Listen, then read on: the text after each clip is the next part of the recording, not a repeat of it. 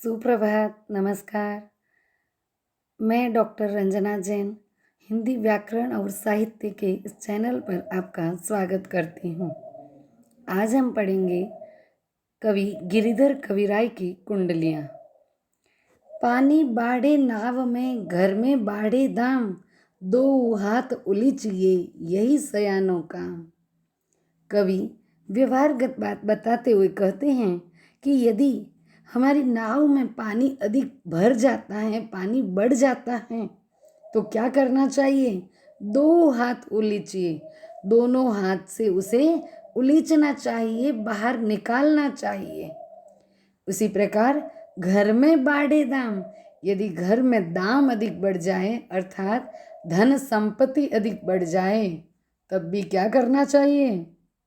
दोनों हाथों से उलीचना चाहिए अर्थात बाहर निकालना। अब बाहर निकालने का अर्थ फेंकने से नहीं है, बाहर निकालने का अर्थ है संसार के लोगों के काम आ सके, पर उपकार कर सके, पर उपकार अर्थात परोपकार, भलाई के कार्य में उस धन संपत्ति का उपयोग कर सके। यही सयानो काम, यही सयाना काम है, बुद्धिमत्तापूर्ण कार्य है।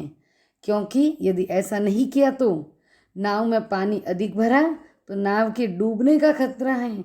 उसी प्रकार घर में धन संपत्ति अधिक हुई, आवश्यकता से अधिक हुई, तो घर के सदस्यों का मतिभ्रम हो सकता है, वे अपनी राह भटक सकते हैं।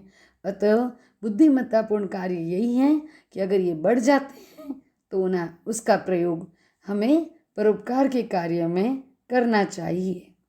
यही सयानो काम है, यही समझदारी का काम है। राम को स्मरण कीजिए और क्या करना चाहिए?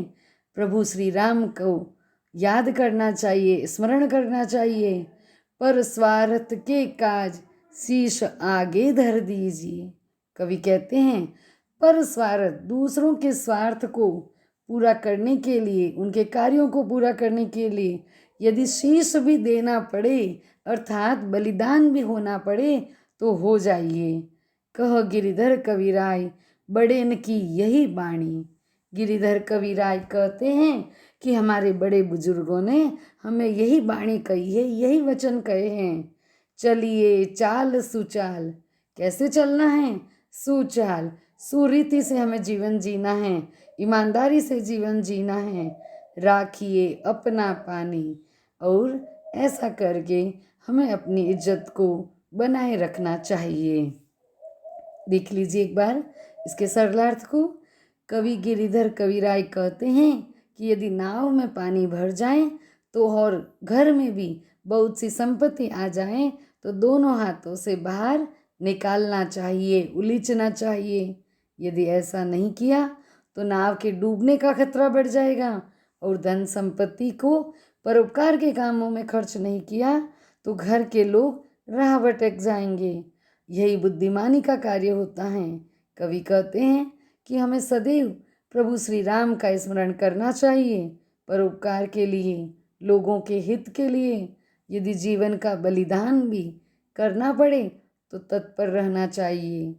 कवि कहते हैं कि हमें हमारे बड़ों ने यही बताया है कि हमेशा सही रीति से, ईमानदारी से जीवन जीना चाहिए और समाज में सम्मान बनाए रखना चाहिए।